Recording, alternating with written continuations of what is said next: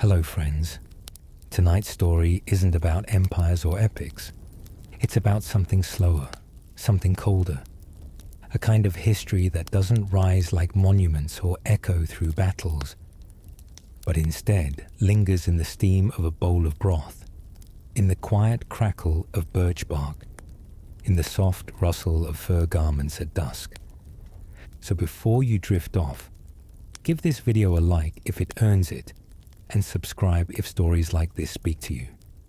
Now turn down the lights, maybe light a candle, because tonight we're stepping into the frost, where your breath turns to snow before it leaves your mouth, where rivers are solid for 9 months of the year, and where people don't just survive, they sing, laugh, and build in a place colder than the surface of Mars. This is a journey through Yakutsk, the coldest inhabited region on Earth. And at the heart of it, a winter camp. Not the warm kind, not the kind you choose, but the kind that kept humans alive, in temperatures that defy belief. Let's begin where the cold does not care who you are. Imagine yourself waking up in a tent made of reindeer hide. It's still dark. It will be for hours. The air inside is already cold, your breath forming gentle clouds that drift toward the canvas above you. A small stove in the center has long since gone out. You slept beside the firewood, not for convenience, but because if it freezes, it won't light. The moment your hand reaches outside your sleeping furs, the cold bites. Not a shiver, not a chill, something sharper. A temperature that takes, not warns. -50, maybe -60 degrees Celsius. Your eyelashes begin to freeze as soon as you blink. Tiny crystals gather on your brow. You exhale slowly, carefully, trying not to waste energy. Outside, the world is silent. No birds, no wind. Just the crunch of your fur boots over the snow, if you dare to leave. Your coat is hand-sewn. 40 squirrel pelts, traded and stitched with sinew and bone needles. Your mittens are lined with dried moss. Your boots, stuffed with hay and wrapped in hide, are still cold. Frost creeps into every seam. There is no concept of warmth, only less cold. Inside the tent, a woman stirs porridge made from crushed pine bark and scraps of dried fish. The smell is faint, earthy, not comforting, just familiar. There is no coffee, no sugar, no clock. Time is measured in fire refills and sun angles. Routine is everything. You don't forget to chop wood, because to forget is to die. Let your mind settle into this rhythm. Slow, repetitive, and essential. This is a place where survival itself is an art. As the pale light of late morning finally seeps over the horizon, daily routines begin, if they can be called that. Each movement must be deliberate.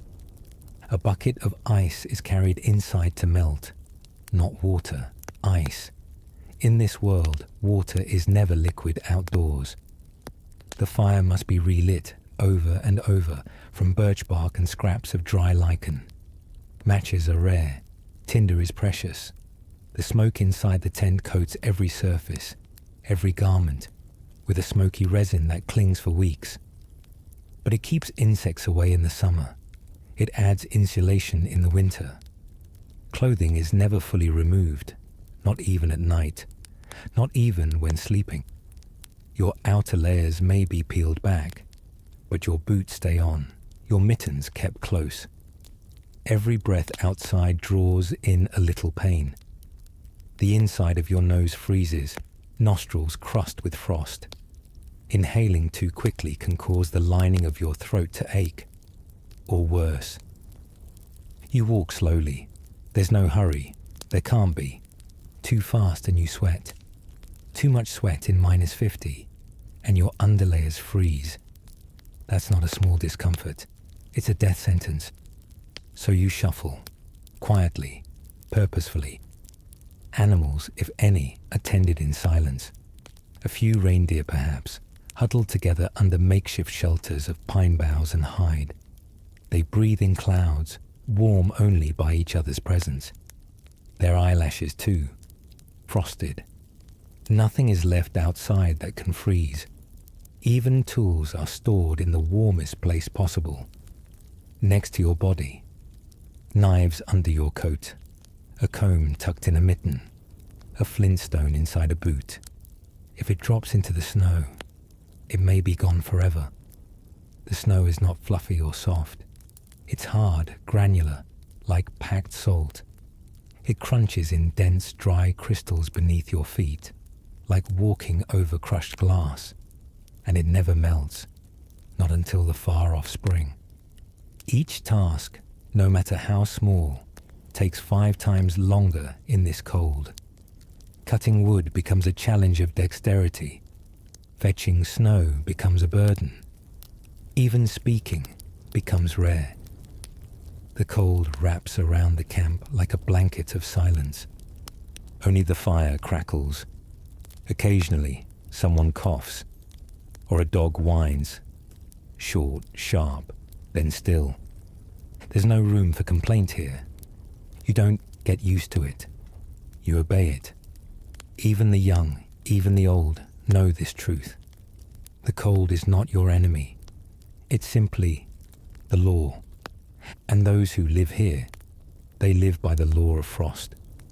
As midday arrives, or what passes for it in this dim, frost-covered world, the struggle becomes less about movement and more about endurance.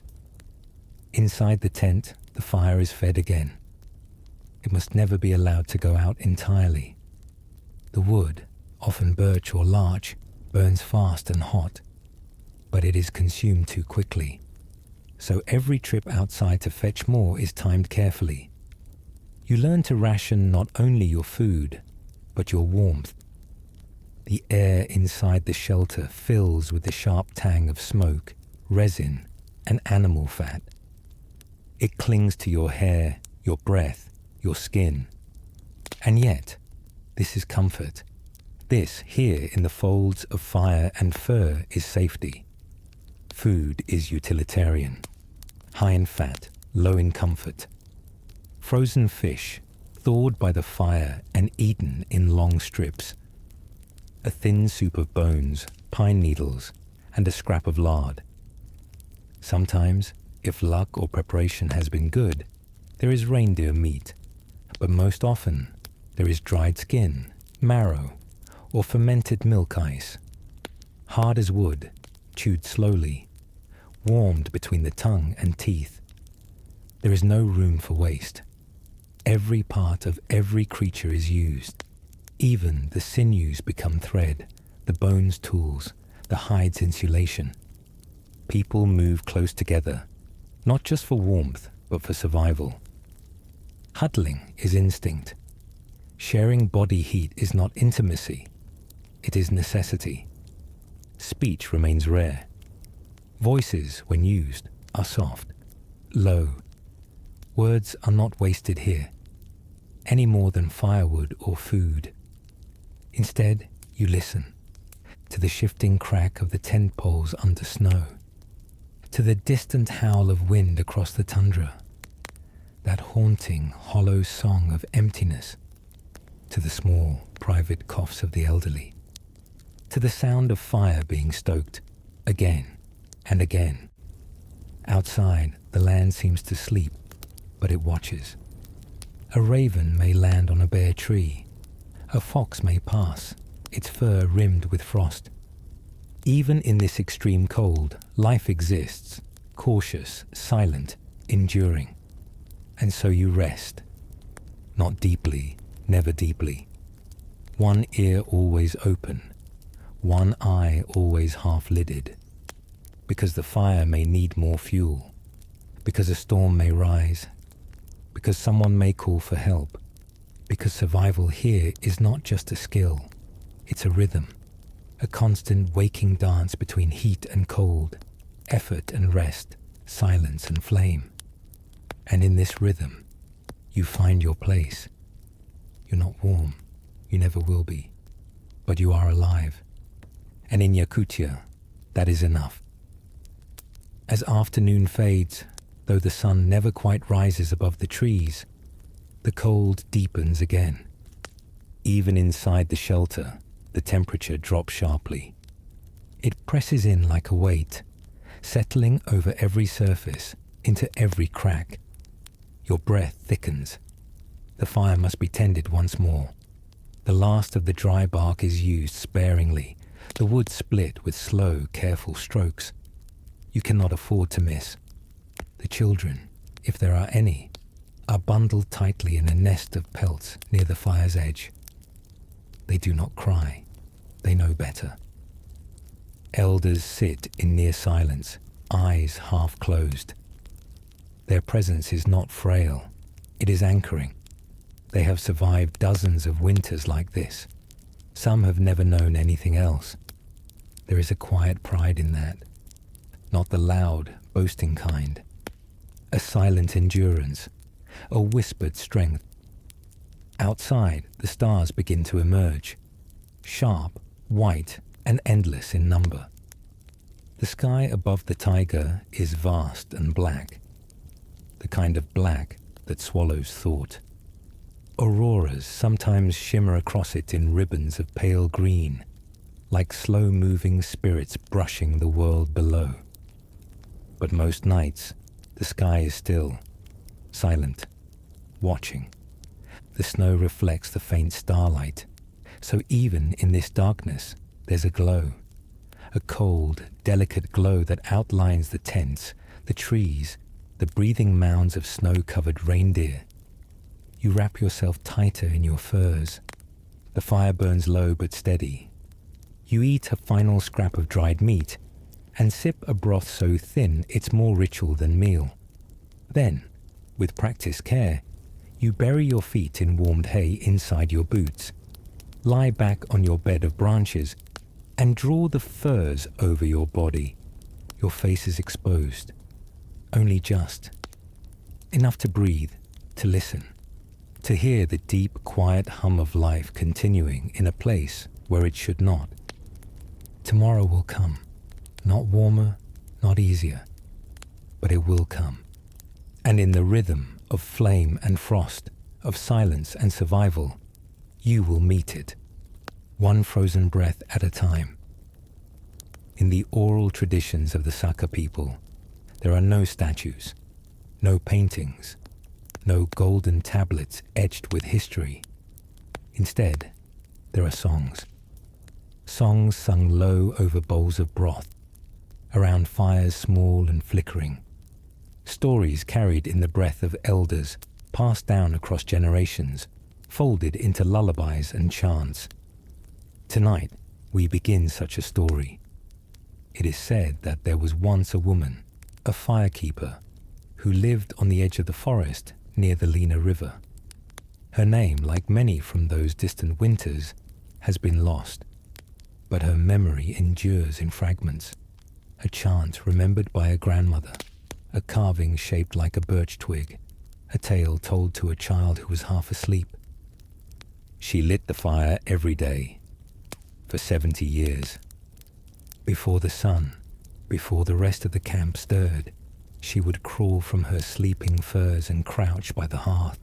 There, in the darkness, her fingers found the flint, the tinder, the breath of warmth buried in ash. And each morning, without fail, the fire came to life. The flame was small at first, a single curl of smoke, a delicate flicker like a heartbeat. But it was enough. Enough to boil water, to melt snow, to chase back the deathless cold of night. Enough to remind the others, today too we live. She was not a chief. She led no hunts. She gave no commands. Yet the camp revolved around her rhythm. The rising smoke, the steady crackle, the scent of warmth returning. The others began their day by that light. Children found their way to her tent by the sound of firewood cracking. Men spoke their plans while warming their hands near her stove. The sick breathed easier in the pocket of warmth she carved into the morning. She did not speak often, but when she did, her voice carried the rhythm of ice breaking on the river. They say she once survived 9 winters of starvation, but she never let the fire go out. They say the hunger began when the ice stayed too long, a spring that never came, a sun that never softened the river. The nets came up empty. The traps were found snapped and bare. Even the reindeer began to thin. It was not uncommon, this kind of scarcity, but this time it lingered.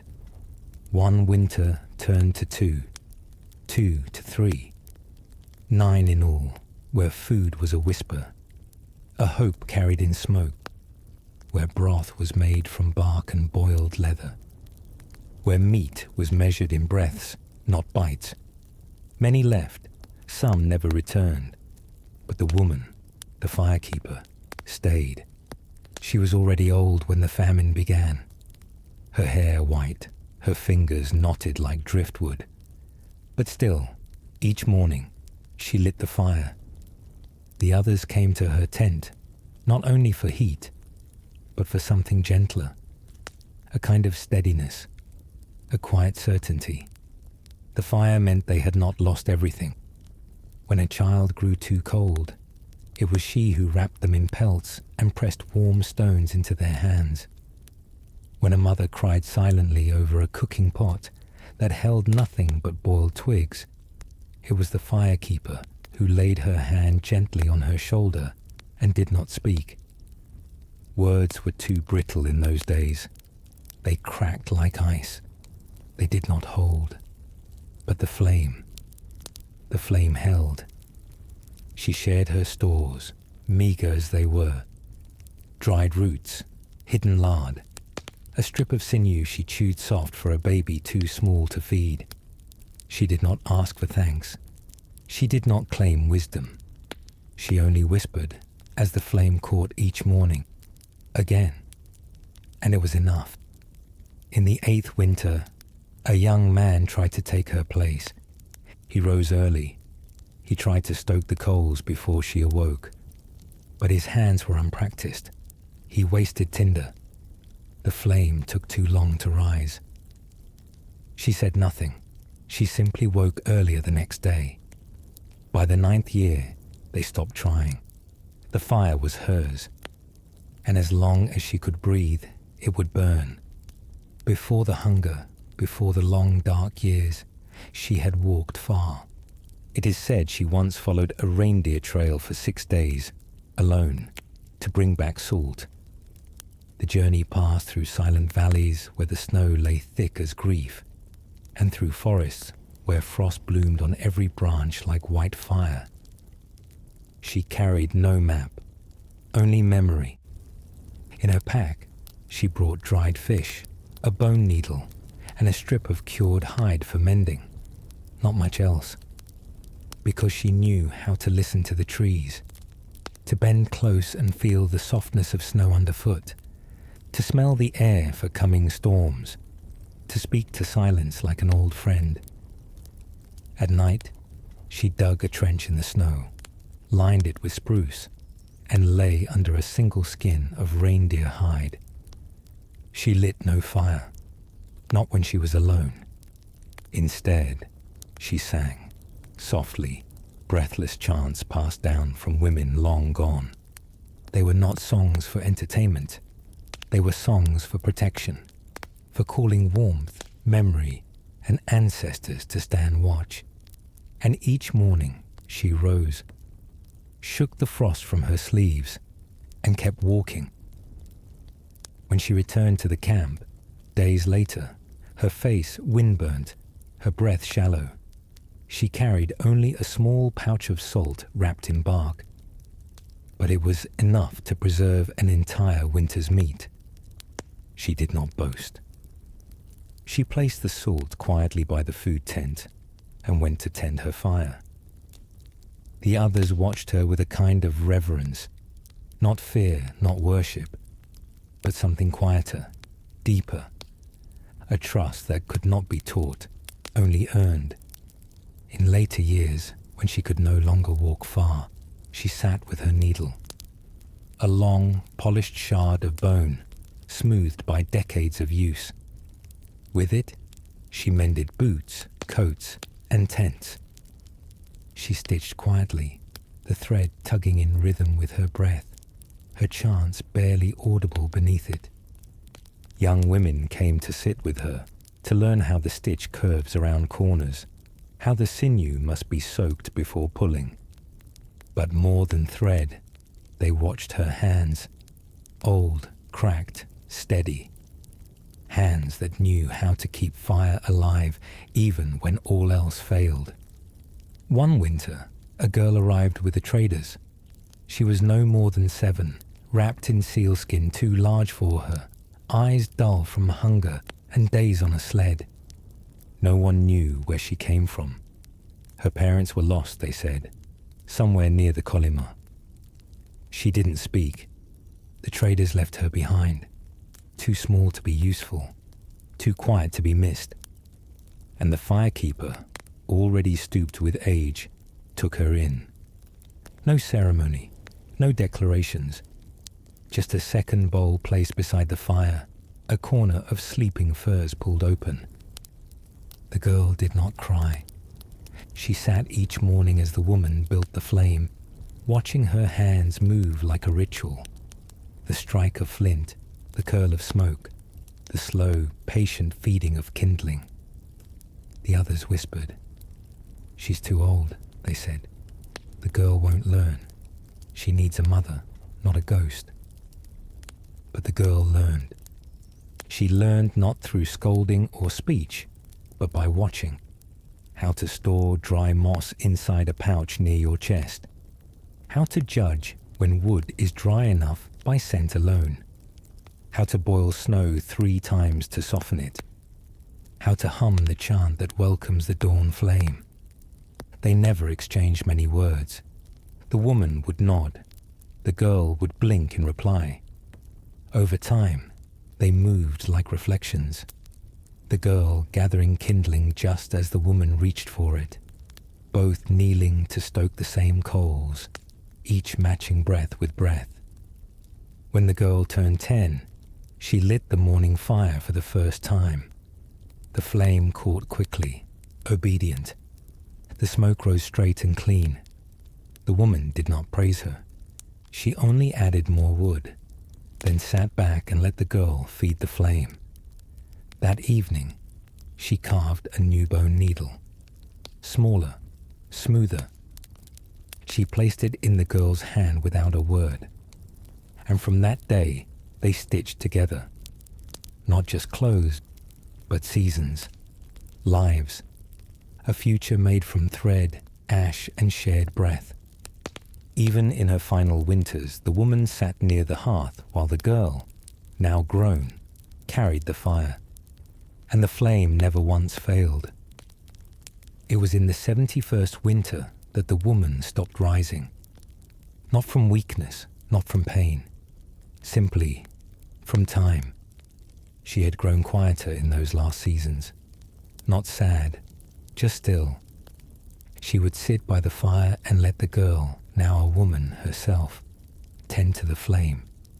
Her hands resting, her voice almost silent, save for a low chant she hummed in rhythm with the crackle of burning wood. Her hair was thin and white, like frost on morning moss. And when she did sleep, she slept deeply, as if her bones had finally grown tired of listening to the wind. The day she did not wake was not marked with wailing. There were no keening cries, no funeral drums, only silence, and then fire. The girl built the morning fire as usual. She struck the flint as she had learned, fed the flame with birch bark, careful not to rush. And beside it, the woman's body was wrapped in her own sleeping furs, her bone needle tucked in the fold of her arm. The camp watched from a respectful distance. Some bowed their heads, others simply waited. There would be no burial, Not here. The earth was too hard, the ground too frozen. Instead, there would be fire. She was laid on a wooden sled, on a hill above the camp. The fire she had carried for 70 winters was lit one final time. Not in mourning, but in gratitude. The flames rose slow and high. The smoke curled into the sky like her last breath returned to the clouds. No one spoke, but many hummed the chant she used to hum. A soft sound, barely more than wind, rising with the smoke. Later that night, the girl returned to the tent and lit the stove. She sat by the hearth, alone for the first time. But the fire burned steady. And across the camp, in quiet tents and shelters, others felt its warmth. They knew the fire had not gone out. It had only changed hands. And in this the firekeeper lived on. She left no heirloom, no great wealth. Only simple things tucked quietly into the corners of the camp, each one marked by her quiet hand. A bent spoon carved from horn, its edge worn smooth by decades of stirring bark broth and pine tea. It remained near the fire pit, used by all, owned by none. A pair of mittens, heavy, smoke-scented, stitched from reindeer hide so aged it had turned grey, lined with squirrel fur, patched too many times to count, still warm, still used, still passed between generations of small hands and frozen fingers. A tiny pouch of birch bark, folded neatly and sealed with a strand of sinew. Inside, a bundle of dried moss, fire starter, so dry, so carefully preserved, it would still catch flame with a single spark. And in the stitched wall of the tent she once lived in, a thin thread of red wool, unremarkable, but deliberately sewn, a small loop near the top beam. The girl who grew under her care said the loop was her calendar. She counted winters with it, she once explained. Each year, a new knot in the loop. 70 in all. Small, faint, hidden unless you knew to look. No one had ever noticed it before. No one had ever asked. But when the girl pointed it out, the camp fell quiet. Each knot told a story. A storm survived, a birth, a long hunt, a bitter loss, a short summer, not written in ink, but held in thread and patience. That loop, more than any tale, told the truth of her life.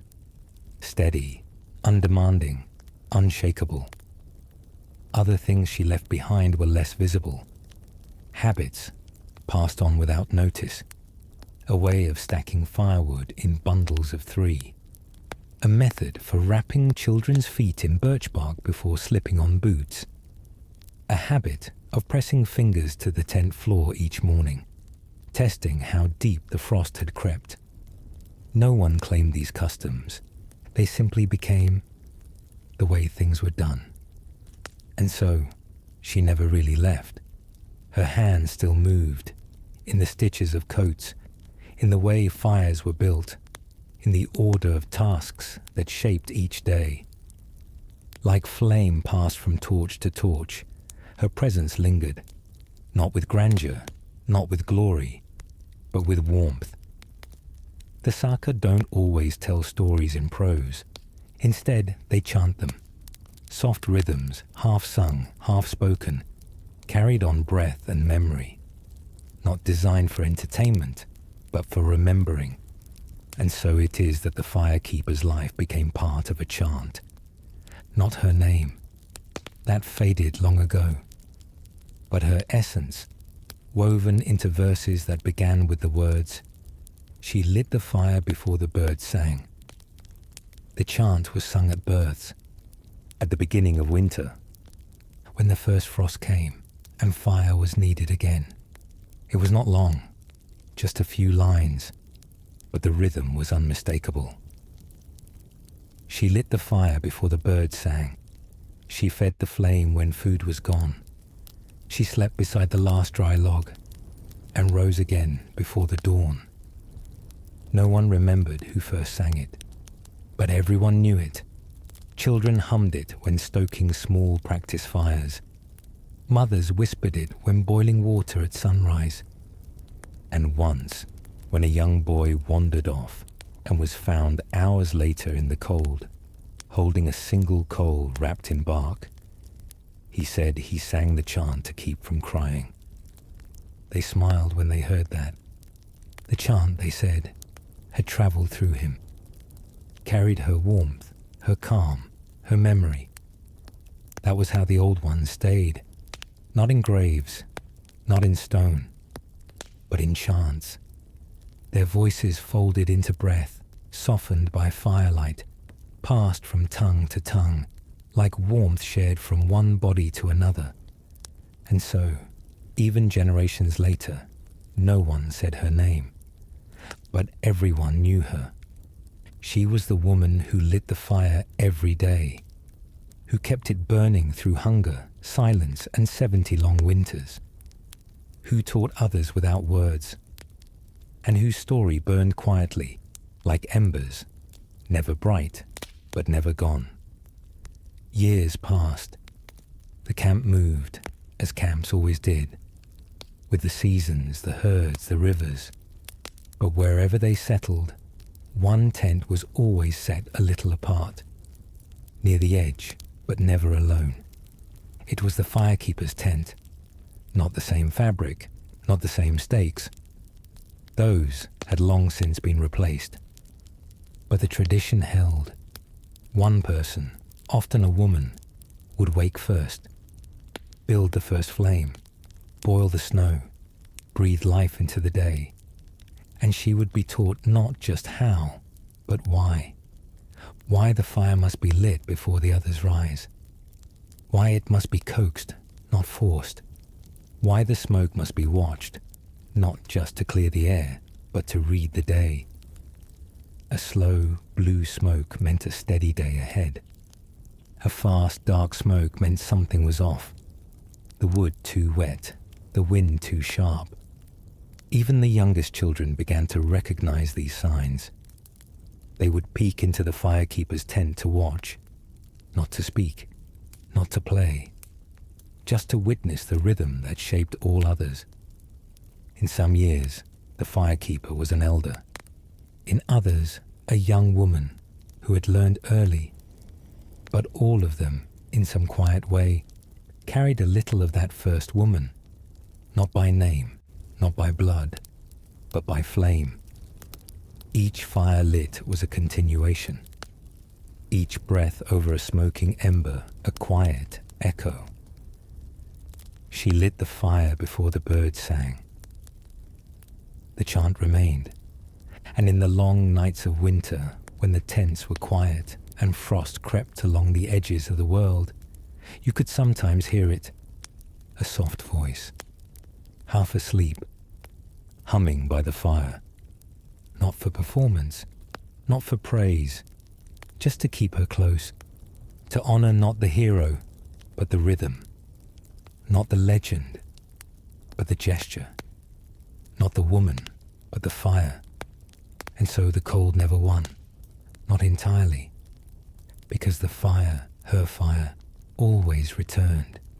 In the deepest parts of winter, when the sky remains dark for weeks, and the cold hums like a low drumbeat through the bones of the forest, there are stories the wind still carries. They do not shout, they do not flash, they whisper, they settle, they warm. This is one such story. It doesn't end with a monument. There is no statue of her, no inscription in stone. But there is a fire, still lit each morning, still fed by quiet hands. The tools may be modern now, a lighter instead of flint, a metal stove instead of stone. The clothing, synthetic, the tents, reinforced. But the rhythm has not changed. Wake early, listen for the cold. Feel the air, strike the spark. Breathe slow, feed the flame, and, if you can, hum a little for the woman who came before, who lit the fire not for glory but for life, who never claimed wisdom, only patience, who knew the cold not as an enemy, but as a companion to be managed, endured, and respected. There are still children who hear her chant, still elders who speak of her as if she had just stepped outside to fetch firewood, still people who carry her rhythm in their hands, their breath, their eyes. So when the frost seems endless, when the dark settles deep, when the wind cools and the snow whispers, light the fire and remember her. The Lena River is wide and slow, and in winter it becomes something else entirely. A silver ribbon of silence, locked beneath months of snow and sky. In a remote stretch of Yakutsk, near the river's curve where only larches stand tall, a discovery was made that silenced even the most seasoned scientists. It was late autumn. The cold had already set in, and the ground was beginning to freeze solid again, though it had barely thawed through the short summer. A team of local hunters, trained not in archaeology but in survival, spotted something strange beneath a melting patch of permafrost. A curved shape, smooth, dense, not wood, not stone. They dug with knives at first, their hands too cold for bare contact, and there, curled in the ground like a sleeping giant, was a mammoth, perfectly preserved, skin stretched over bones, hair still intact in clumps, orange-brown and matted with soil. Its tusks swept gently forward, crusted with earth and time. But it wasn't the mammoth that startled them. Not really. It was what lay beside it. A mask, not metal, not ceramic. Wood, softened by age, blackened by time. Carved into a simple face. Round cheeks, narrow eyes, lips closed in eternal silence. Set at the mammoth's side, as if watching or waiting. The hunters called for the scientists, and when they came, digging carefully into the ancient frost, they found more.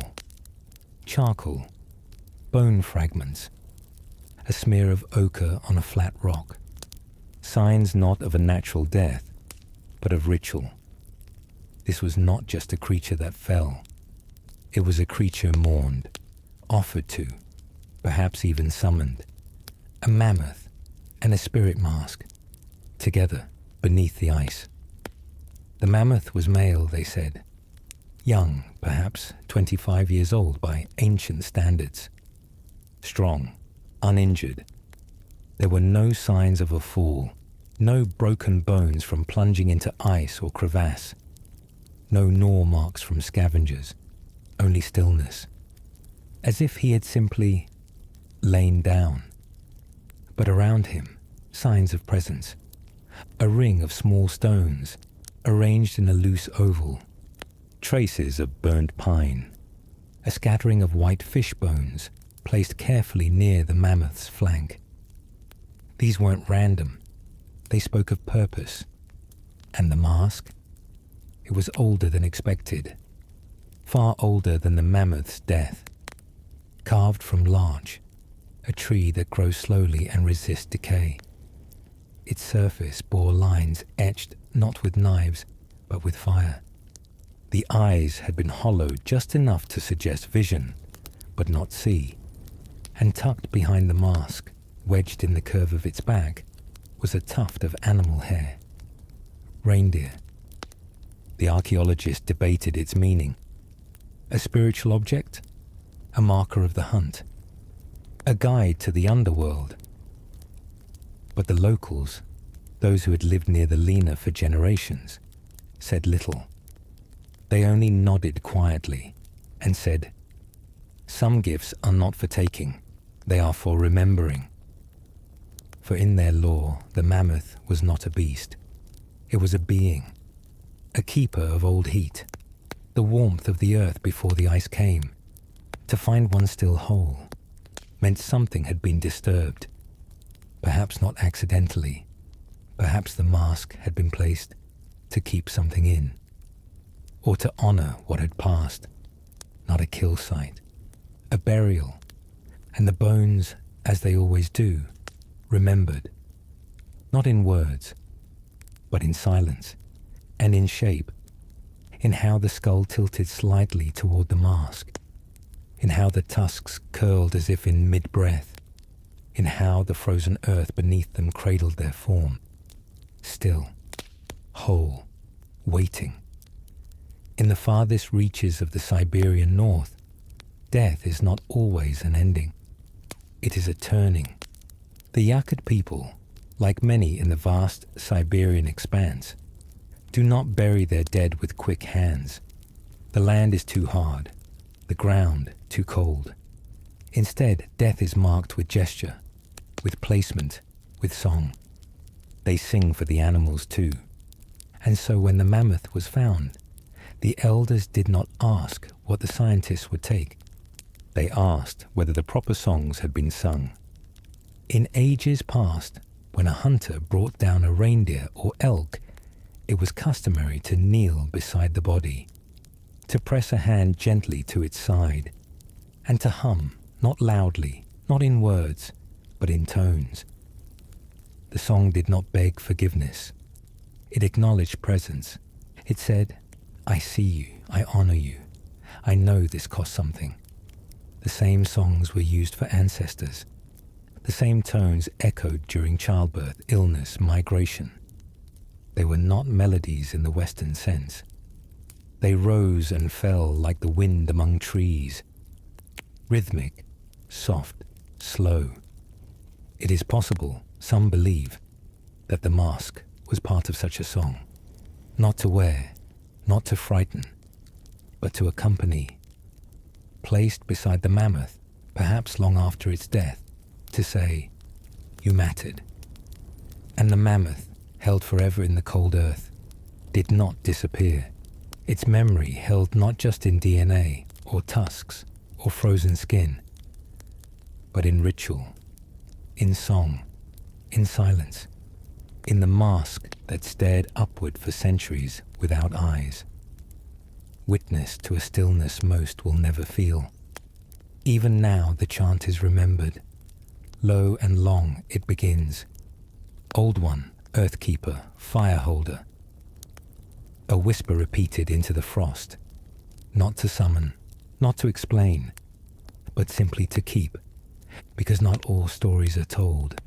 Some are sung, some are carved, and some are left beside the dead, to wait in the quiet beneath the snow. Permafrost, a word that sounds like science, clinical, detached. But for those who live above it, walk over it, and sleep beside it, permafrost is something more. It is the Earth's memory, a time capsule, a cradle, a vault. In Yakutia, the ground beneath your feet is frozen all year.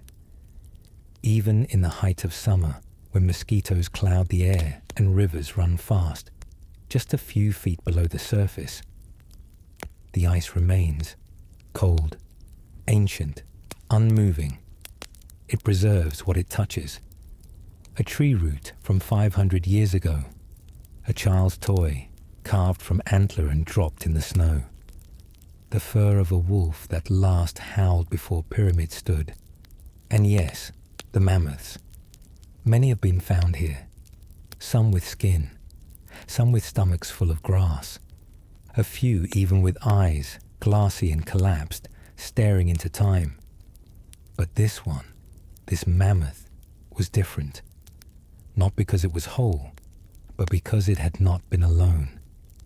The presence of the mask, the fish bones, the blackened stones, suggested something rare, an intention. Someone had stood there, thousands of years ago, had knelt beside this animal, had placed objects with care, arranged the world with meaning. They had not expected to be seen, and yet through the preservation of frost they were. The permafrost does not forget. It holds layers, bands of silt and ice and history. Each cut of the spade reveals more: a seed, a hair, a flake of stone. And suddenly, time folds. Not in years, but in touch. The archaeologists who worked on the site spoke with soft voices, even when alone. Not from superstition, though some believed, but from awe. Digging into frozen ground is like reading whispers. You learn to pause, to feel the hush, to listen not for sound, but for weight. What rests here has rested for longer than empires, and it may be that the very cold that once threatened life is now the reason we remember it.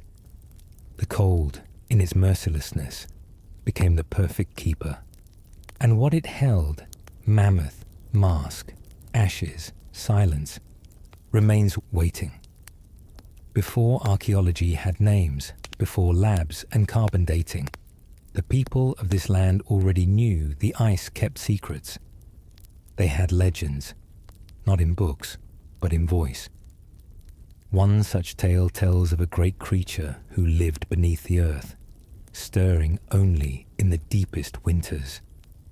It had tusks like trees, a voice like the river cracking, and eyes that saw through snow. The people called it Kerber, the deep beast. Some said it was a spirit, others a guardian. All agreed it was old, and when someone found a tusk jutting from the side of a ravine, they did not rush to touch it. First, they sang, not loudly, always low, always slow. The chant would begin with a question. Are you still dreaming? Then a pause. Then, may I look? Another pause. Then they waited, not for a sign, but for the silence to settle in a certain way. If the ice held its breath, they would dig. If not, they would leave. To disturb what sleeps in frost without song was to invite misfortune. In time, such stories faded, or so it seemed. But when the mammoth and the mask were found together, the old ones nodded. They said it was not sleeping alone, it had a watcher. Whether that watcher was guardian, friend, or ritual, no one could say. But the pairing, beast and face, bone and wood, spoke of a memory that stretched beyond the written word. Some hunters still hum those songs when they set traps near the river. Some old women still sprinkle ash near ancient trees, not out of fear, but respect, because in a land where the dead do not rot, and voices can be kept in ice for millennia, nothing is truly gone, only waiting. And so, before they lifted the mask for study, one of the archaeologists, a young woman from the region, stood very still. She closed her eyes, and softly, just above the breath of wind, she sang the old chant. Are you still dreaming? May I look? And the ice said nothing, which in this land means yes. The mask, once lifted from the ground, revealed more than age. Its back was lined with grooves, not carved, but worn. From string, from being worn. Or carried, perhaps, pressed against the chest for warmth or protection. The face itself was ambiguous. At first glance, it looked human. Rounded cheeks, almond-shaped eyes, a small mouth. But look longer, and it shifted. The cheeks too smooth, the proportions not quite right. The lips were too thin, the eyes too far apart. As if it were not meant to be human, but something beside human. Animal, spirit, or something older. Its expression was not peaceful, nor angry, just still. It was the kind of face you could not read, and maybe that was the point. Across many northern cultures, Spirit masks are not designed to show emotion. They show presence, not feeling, but essence. To wear such a mask was not to become someone else, but to allow someone else through. Shamans, in particular, used them in rituals, to speak with ancestors, to enter the land of frost and memory, to see the world not as it is, but as it once was. Some believed the mask itself could see, and in the way it was found, perfectly placed beside the mammoth's flank, facing upward, it did seem to watch. One archaeologist, not given to superstition, said simply, "It feels like it was listening." Perhaps it had. To the snow, to the chants, to the silence of the centuries. Perhaps it was not left to honor the mammoth, but to remember, to bear witness to the passing of something immense, warm, and knowing, and to keep that memory alive, long after all others had turned to frost. Even now, the mask sits in a temperature-controlled room, but its eyes still seem to look through glass, not at the viewer, but beyond, to a place of fire and fur, of song and snow, to a time when mammoths walked and masks were made not to conceal, but to connect. Beneath the mammoth's ribcage, buried in compacted soil, was a surprise the archaeologists hadn't expected. Ash, not naturally occurring, not from wildfire or random burn, collected, concentrated, placed. Tiny flecks of carbon mixed with fine particles of crushed bone and blackened lichen. A hearth, but not for cooking. A fire not for warmth. A ritual fire. In some northern traditions, fire is used to close things, to seal a space, to bless a passage, not just for the living, but for spirits as well. To build a fire under a dead beast is not a signal of destruction. It's a gift, a way to offer energy to the spirit of what once lived, to light the path to wherever it was going. The presence of ash beneath the mammoth was like a signature. Someone had been here. Someone had made a decision. Not to bury, the land was too hard, but to mark, to say, you mattered. And so the mammoth lay above the hearth, not burned, not harmed, preserved in reverence, its great body frozen in position, its flesh mummified by time and temperature, but framed by fire. The ash, when studied, revealed wood that no longer grows in the region. Pine, not larch. Imported, perhaps, from a forest far away. Another sign of intention. To bring wood for a fire, to dig into frost, to place a mask, and to leave it all without a trace of ownership. This was no accident. This was memory. And the fire, though long extinguished, had not been wasted. It had warmed the frozen earth. It had cast light on ancient fur. It had wrapped this moment in meaning. The kind of meaning that only lasts because the cold held it.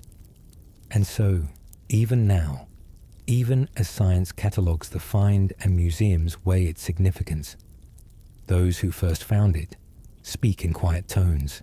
They say, there was a fire here, and that is enough. Time in Yakutia does not move in a straight line. It curls, like smoke from a pine fire. It loops back, like the tracks of a reindeer herd returning to its trail. It waits, sometimes buried beneath frost, sometimes whispered into a child's ear by a grandmother stirring broth. And that is why this discovery, the mammoth, the mask, the ash, does not feel like a beginning. It feels like a return.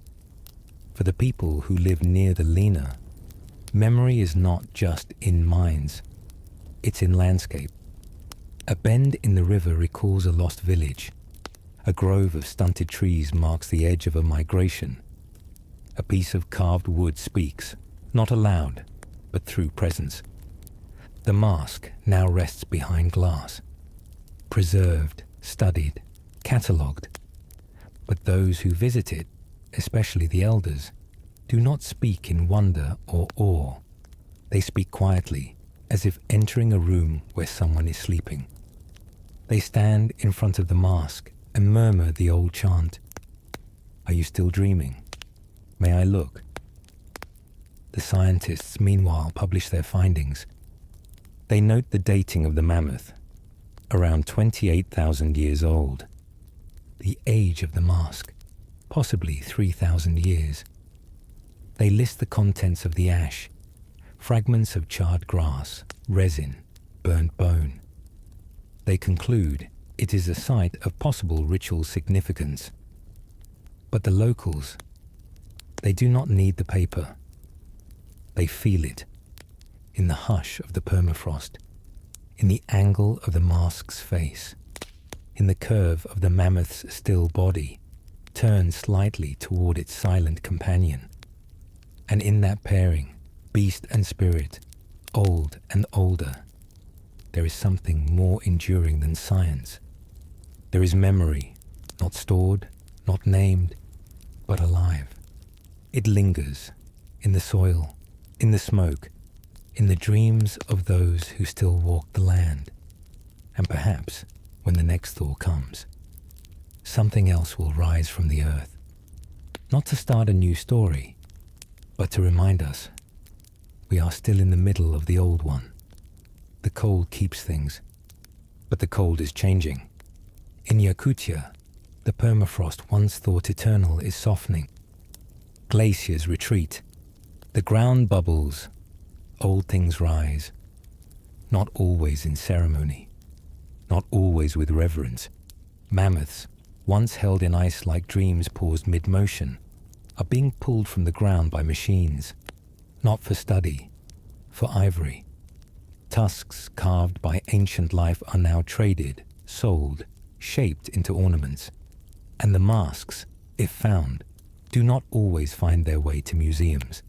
Some vanish, some end up in private collections, some are simply lost. So what do we do with this knowledge? What do we make of the mammoth and the spirit mask, resting side by side beneath the frost for centuries? Perhaps that memory does not belong only to the past. It belongs to now. In the way we step gently through ancient ground, in the way we listen before we take, in the way we light fire not to conquer the cold, but to understand it. The mammoth and the mask teach us that not everything buried is meant to be disturbed. Some things should be watched, some simply remembered. Because when the ice finally gives way, when the bones lie bare, when the wind no longer sings the old songs, it may not be the discoveries that matter most, but how we treated them, what tone we used when we spoke their names, what fire we built beside their resting places, what silence we allowed to remain. In the end, perhaps the mammoth and the mask are still watching, not to warn, not to haunt, but to remind us that long ago someone cared enough to carve a face, to build a fire, to place it beside the dying breath of something immense and wild.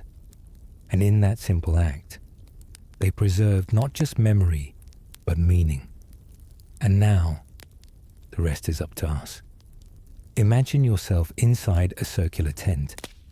The walls are made of stitched hide, thick, brown, and gently sagging under the weight of snow. Smoke curls upward through a small hole in the roof.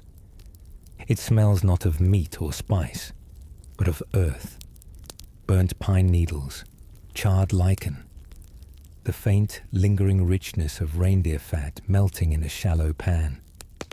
This is not a feast by modern standards. There is no table, no silver, no courses, just bowls passed from hand to hand, spoons carved from horn, soft grunts of satisfaction, not loud, not rushed. The tent is full of people, but they are not speaking. Instead, they listen to the fire, to each other's breathing, to the quiet, rhythmic rise of a song, not sung loudly, but hummed in the back of the throat, like memory made into sound. This is a Yakut feast, a winter gathering, not about plenty, but about presence. The foods are simple, yet layered with care. There is stroganina, raw fish shaved into thin ribbons, still frozen, melting on the tongue like snow. There is reindeer marrow, scooped gently from split bones and shared communally. Its texture is soft, its taste deep, a kind of savory silence. There is pine needle broth, green and bitter, served steaming. And on special nights like this, there is kaimis, fermented mare's milk, sharp, effervescent, sour, but it warms the stomach. There is laughter too, low and slow, the kind that builds over time, passed between generations like coals. And always, the song. It doesn't interrupt the meal, it shapes it, provides rhythm to the eating, like waves brushing a quiet shore. In this tent, nothing is rushed. Even joy takes its time. Because in a land where cold devours sound, a feast like this isn't just nourishment, it's defiance, a gentle one. You eat not to survive, but to remember what it feels like to be warm. In the heart of the tent, the fire is modest. It crackles beneath a pot blackened by decades of use, the kind of soot that never fully washes away. Within it simmers a stew of fermented roots and bone. Thick, sour, earthy. Every ingredient has a history. The fat, especially bear fat, is sacred. Not because it's rare, but because it remembers the hunt. It carries the forest into the bowl. When spooned over warm bread, dark, heavy, baked in ash, it softens into something more than food. It becomes warmth, palpable, physical. It fills the lungs, the belly, the small spaces behind the heart that winter tries to reach. Children slurp without manners. Elders chew slowly, as if every bite recalls another year. Outside, the wind moves snow against the tent walls. But inside, it might as well be summer. Stories rise with the steam, not told formally, but shaped between bites. A boy's first hunt, a grandmother's stubborn reindeer. The time the river cracked too early and everyone laughed afterward. No one stands to speak. No one raises a hand. The stories simply arrive, like extra bowls placed on the ground. And between these stories, the songs return. They begin with breath, a soft exhale, and then rise in unison, voices layering, never quite in harmony, but never clashing. The songs are not about anything. They are not hymns, not prayers. They are warmth, made into sound. A shared memory of all the other winters, all the other tents, all the other feasts that made survival something softer than struggle. To feast here is not to conquer the cold. It is to invite it to the edge of the tent, give it a bowl, and sing softly until it quiets down. When the food is finished, no plates are scraped. There are no leftovers, no garbage, no pile of dishes waiting to be done. Every scrap is used, consumed, or returned. Bones are saved, not out of thrift, but out of rhythm. Some will be carved into tools. Others will be burned slowly over the next fire, crackling gently like distant voices. The tent quiets. Full bellies bring stillness. Not sleep, not yet, but something gentler. A hand resting on a knee. A child tucked against a parent's side. A hush, not of silence, but of peace. One elder begins another song.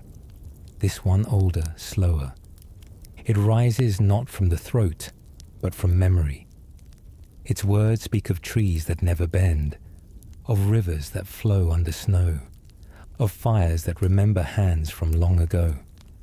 There are no choruses, no refrains, just the slow unfolding of meaning, like smoke curling toward the ceiling.